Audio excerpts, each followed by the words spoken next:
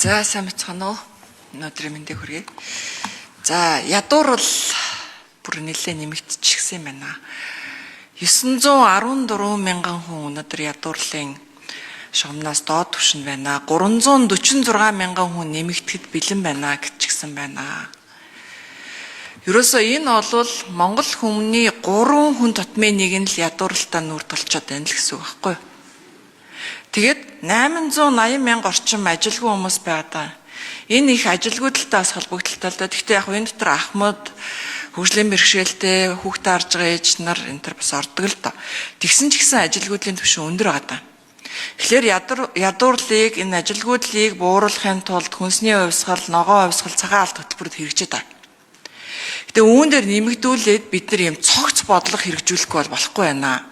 Ажил дөржилтийн паркуудад сая дээр ярьж байгаа эдийн засгийн чөлөө төсвүүдэд бид нар дэмжих хэрэгтэй байна. Тэгээд энэ ажил дөржилтийн парк дээр ажиллаж байгаа энэ компани аж ахуйн нэгжүүдэд татварын хөнгөлөлт эхний 2-3 жилд нь татварын бүрэн хөнгөлөлт үзүүлдэг. Дээрээс нь тэнд одоо үйлдвэрлэж байгаа бараа бүтээгдэхүүний төрийн худалдаа авалтаар квотоор дэмждэг. Тэнд одоо үйлдвэрлэл эрхэлж байгаа аж ахуйн нэгжүүдэд энэ хөнгөлөлтөө зээл тусламж очдог. Ийм цог зодлого хэрэгтэй шүү. Тэгээ энэ ажил дөржилтийн паркууд маань ямар удаан баригддаг юм бэ? 6-7 жил баригдах юм. Гэхдээ 1-2 жил бол барьчмаар харагдах юм да. Тэгээ нийслэлийн төсвийн хөрөнгөөр энэ эмээлт ажил дөржилтийн парк бол баригдаад байгаа. Гэхдээ түрүү жил улсын төсвөөс нэг 70-гийн 30 орчим тэрбум төгрөгийг нэмэгдүүлж тавих гэж чадаагүй.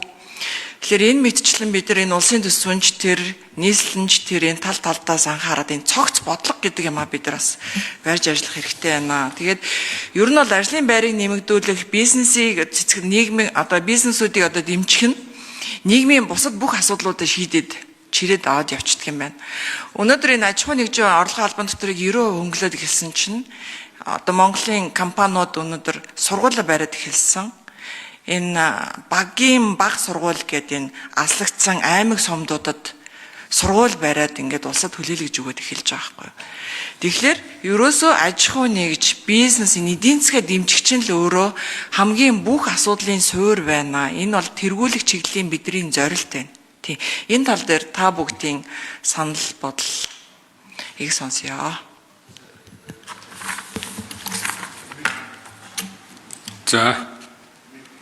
За эдгээр утсаа даруулъя. За бонсломоо гишүүнтэй олон юм дээр санал нэгдэж байна. Энэ бизнесийг одоо дэмжих тал дээр төрийн зүгээс одоо ямар нэгэн хүн сурталчилгаа ил тоо шуурхай байх энэ зарчим бол хөдөө аж ахуйн яам дээр бол хэрэгжиж байгаа. Тэр экспорт импортын асуудал дээр бол ямар нэгэн хориоцоор байхгүй. За дээрээс нь засгийн газрын хуралдаанаар оруулж энэ жижиг дунд үйлдвэрлэлийн зээлээс ахуулаад олон зүйлүүдийн нөхцөлийг нь цаг хугацаа нэлээдгүй хөнгөлж байгаа. За эх 7 хоногоос бол бид нэр сум хөгжүүлэх сангийн зээл гэж байсан. Тэр зээлийн нөхцөлийг хоршоо хөгжүүлэх зээл рүүгээ оруулж ирж байгаа. Ингэснээр бас нэлээдгүй ажлын байрууд нэмэгдэнэ. Би таныг эмээлтийг одоо онцолж ярьсан тун талархалтай байна.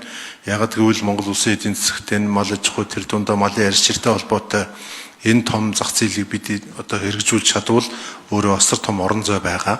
Тийм учраас энэ эмээлтийн асуудал зөвхөн нийслэлийн асуудал биш. Энэ бол Монголын мал аж ахуйн асуудал юм а гэж ингэж харж байгаа учраас очиж газар дээр нь танилцсан.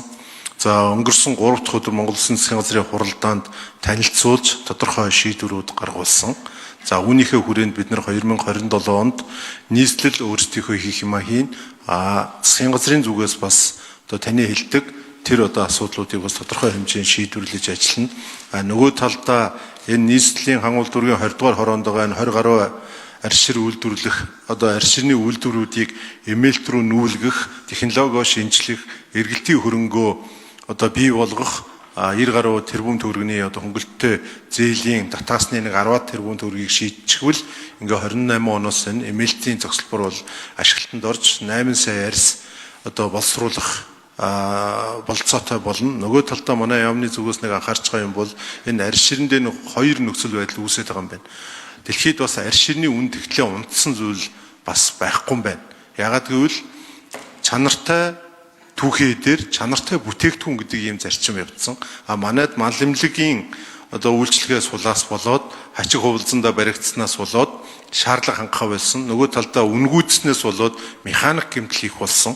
Тийм учраас одоо Монгол улсын 8 аймгийн 9 суманд энэ арширыг түүхийн эдийг анхан шатан дээр нь бэлтгэх ажлыг хамгийн цаатаа бид нар 7 сарын 1-ээс эхлүүлээд энэ түүхийн эдийг хаяхгүй байх бололцоо байдаг юм байна гэдгийг бас туршиж үзэж харуулахыг зорж байгаа. Ингэж чадаж гэмээр цаашлаад энэ Монгол улсынхаа энэ хаягдаад байгаа 10 гаруй сая арсыг эдийн засгийн эргэлтэнд оруулах нөхцөл бололцоо үйлдвэрлэлийн хувьд ч тэр цааш нь боловсруулад экспортлох ч тэр бүтээгдэхүүн хийгч тэр бүх бололцоо бүрднэ гэж ингэж төлөвлөөд ажилдаа орцсон байгаа гэдгийг бас би танд хэлье. Баярлалаа. За Дандан сайд хариулъя. За бослоо гишүүний асуултанд хариулъя. За ер нь одоо бол аж үйлдвэрчтэй холбоотой хүнд үйлдвэрийн тухай хууль манай яам дээр бэлтгэж байна. Үйлдвэр технологийн паркийн тухай хууль гэдэг хуулиар л ер нь явж байгаа. Энэ хуулийн хүрээнд бол одоо газрын төлбөр, аж ахуйн нэгж орлогын албан татвар, импортын татвар зэрэг дээр бас тодорхой хөнгөлтүүд бий. Энэ одоо үйлдвэр технологийн паркууд, аж үйлдвэрийн паркууд хөгжиж өгөхгүй байгаагаа шалтгаан бол одоо манай бас энэ байгаа хууль тогтоомжуудын маань 20 хязгаар багтдаг. Хамгийн наад захын одоо том гацаа болж байгаа зүйл бол ердөө энэ биржийн тухай хууль. Уул уурхаан бараа бүтээгдэхүүний биржийн тухай хууль гэдэг хууль. Энэ хуулийн хүрээнд бол ерөөсөө л ухаал, ачаал, экспортлж явах ийм зориулттай хууль болчиход байгаа. Дотоодын борлуулалтыг зөвшөөрдөг.